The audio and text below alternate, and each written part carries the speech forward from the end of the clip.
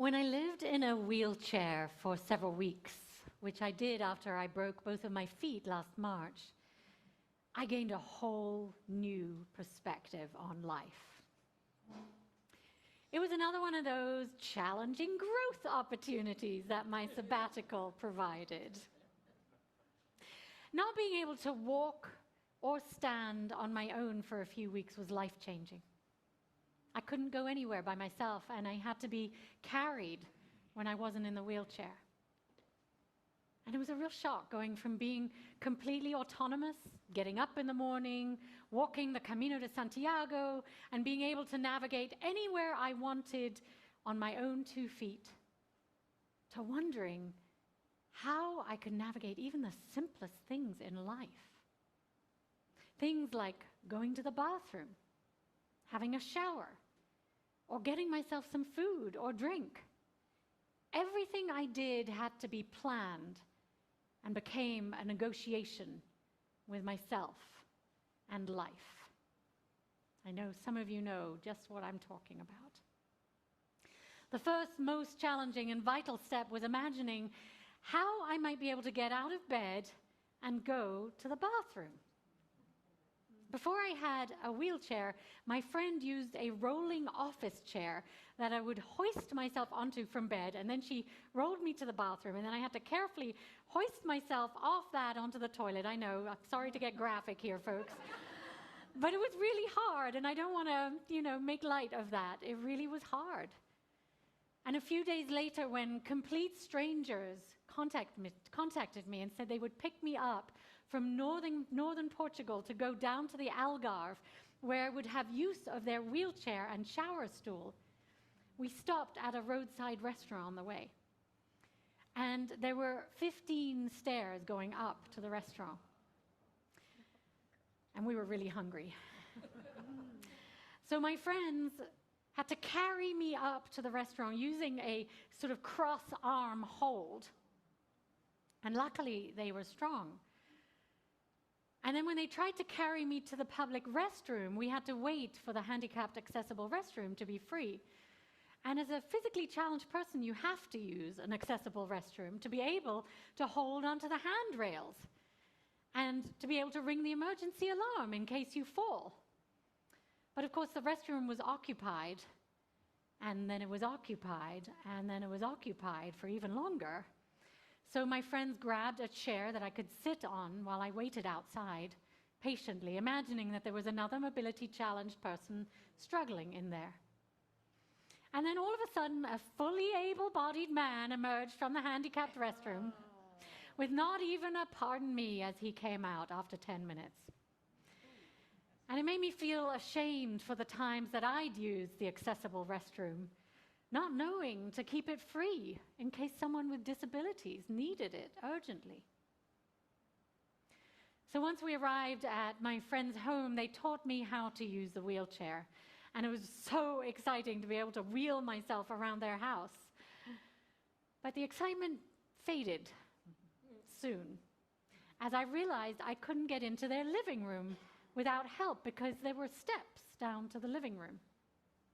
And I couldn't get out myself outside to their beautiful outside patio without help because there was a steep ramp down, and I might lose control on my wheelchair and then topple over and break even more bones. So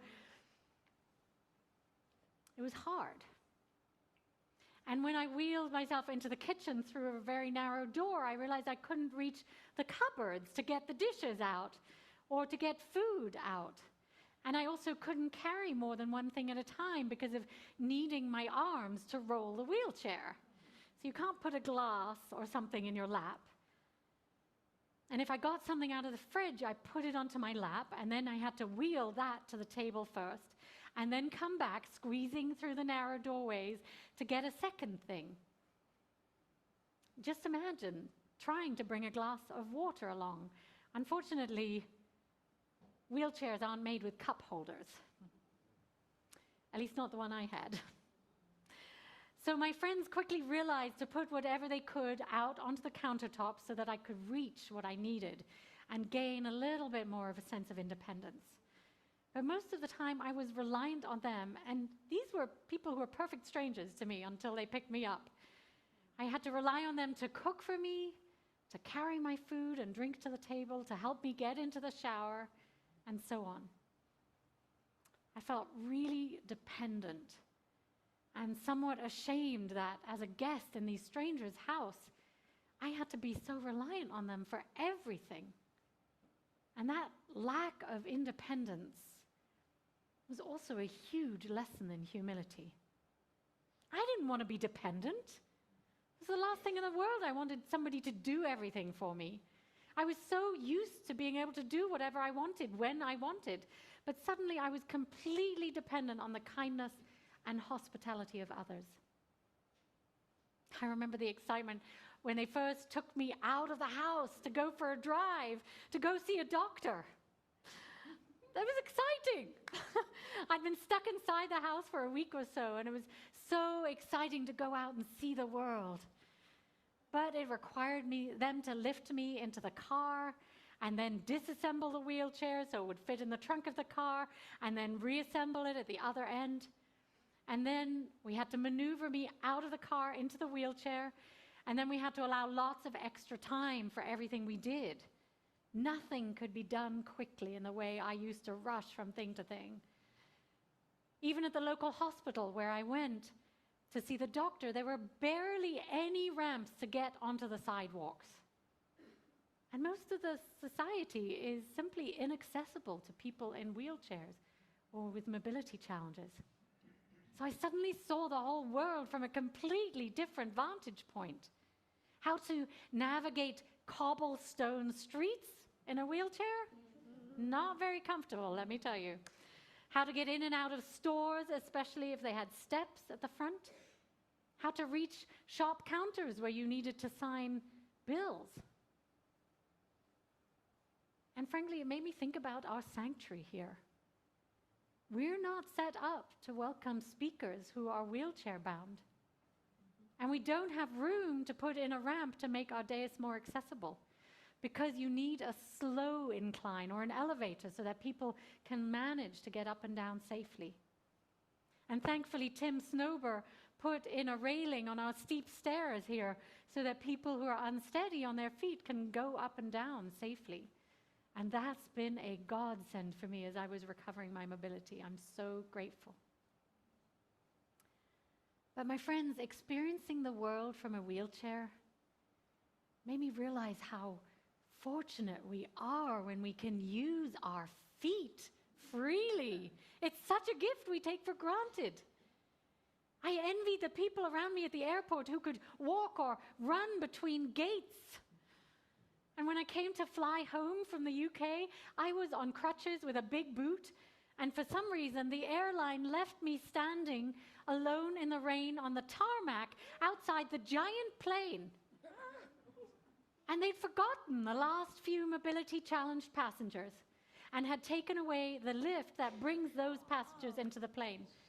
And it was pouring with rain. And I remember finally getting on the plane, weary on my crutches, soaking wet, in tears, only to be confronted with the miserable reality that I've been assigned a middle seat in the back of the plane with no room to fit my leg under the seat, not to mention that it needed to be elevated for a 12-hour flight. So everything is harder with mobility challenges. And the world doesn't necessarily treat you with compassion or understanding. And in many cases, you have to fight to be seen and heard, and even treated as a human being. You have to struggle to get the most ordinary things done. And I think of how fortunate I was that I knew I was going to recover. But I can't imagine, I kept thinking about how hard it must be for people who have an accident, who from one moment to the next discover that they're paralyzed from the waist down and will never walk again. Or for people who are born with physical limitations that require them to navigate the world with challenges always. So I ask us all to imagine how difficult living with accessibility challenges might be. And then see, how can we make our world more accessible to all? Things like putting handrails in bathrooms and showers, and ramps where there are stairs, and so many more accommodations all around us. I hope that as a community, we can increasingly think about how to make our environment more inclusive, so that we can truly live into our values of equity and compassion. And now I've asked our dear member Dana Ryon to share some of her thoughts, because she has a lot of first-hand experience with this. Thank you, Nica. So for those of you who are newer here, my daughter was Joy of Joy's Corner. She was non-ambulatory, which means that she was basically wheelchair-bound. Thankfully, she stayed small, so she was also quite frequently lap-bound. Having a child in a wheelchair presented its own set of problems and, quite honestly, benefits. Have you ever tried to get a toddler who was just learning how to do things for themselves out of the house in a timely manner when they insisted that they had to put on their own shoes? Or tried getting a surly teenager up and moving? No such problems with Joy. We could simply get her dressed and ready and plop her in her chair and let her know what she was doing that day. Life with Joy was an interesting perspective. I personally wasn't limited, but I was. I couldn't always go where I liked, obviously. Everything from a small hike to a vacation had to be meticulously planned. And even then, it wasn't all rosy. When we took a trip to San Francisco with friends, we had all of the accessibility that we wanted. We didn't try to ride a bus, but BART and Muni, the local subway system, was totally adapted to the wheelchair life. However, because we couldn't ride in the escalators, we needed to take the elevators. Small, cramped spaces that were black with dirt and smelled truly horrific. I could hold my breath, but Joy couldn't. I was fixated on what could be entering her lungs. Not pleasant by any stretch of the imagination. Beyond the smell and nasty walls, this was the only choice to transport an immunocompromised child so that she might have an opportunity to experience something fun with the general public. To put it in perspective, how many times in 2020 were you willing to subject yourself or loved ones to an unsafe and unhealthful situation so that you could have a few moments of fun? The difference is you had a choice. We didn't. We never did that again, so although everything was accessible, we were effectively barred from taking another trip to the city. I guess we could have driven, but have any of you ever tried to drive in the city? I had a car when I lived there back in the 80s for about 3 months, and I don't even know how many parking tickets I got. On another trip, some girlfriends and I rented an Airbnb that was supposed to be fully accessible. I had a long conversation with the owner explaining my situation, and she assured me that she had just remodeled everything and we would now be quiet at home. When we pulled up, we saw immediately that there were 2 large stairs to a deck to the front that you needed to get up to the front door. The accessibility entrance was a gravel path around the back of the house. You couldn't push a wheelchair with a person in gravel to the back of the house. It totally bogged down. Besides that, the door was just barely wide enough to get through with a chair anyway. So yes, you're barely welcome, but you can only go in the back door. We found the best way was to lift her up and down the stairs every time we wanted to go in or out. Like I said, it was good that she remained small. What if I had arrived in a wheelchair, though? Double the weight. Talk about a ruined vacation. Even in this community that Joy grew up in, with the people who loved and cared for her and tried their best to understand her needs. As Nica pointed out, there's no ramp to this very stage I'm standing on. During Joy's coming of age service, the group tried to figure out how to get her up here.